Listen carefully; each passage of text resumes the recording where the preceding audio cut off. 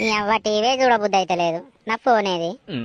జర్సే phone అన్నా చూద్దాం, time pass అవుతుంది మంచిగా.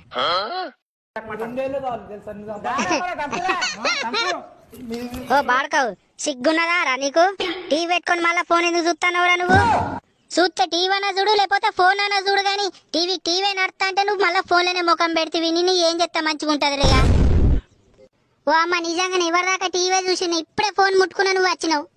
ఇంకా చెప్తాండా ఆవు సిగ్గు లేకుండా ఫోన్ ఇప్పుడే వచ్చినా అని. ఎన్నర్రా నువ్వు పట్టండి ఇక ఫోను?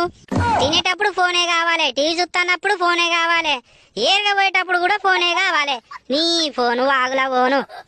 నాకు తిక్కే లేవాలి గాని ఫోన్ తీసి బండకేసి ఉతకపోతే చూడు నేను ఎవతినో. చిన్ని అవ్వ ఎవరిదాకా టీవీ చూసినప్పుడు రాలేదు, ఇట్లా ఫోన్ పట్టినో లేదో కథం వచ్చింది. మీ ఇంట్లో కూడా సేమ్ ఇట్లనే అవుతుందా? అరే మళ్ళా అతనే ఫోనే పట్టుకొని ఉన్నాడు, ఆ టీవీ అన్న పని చేయి రాదురా.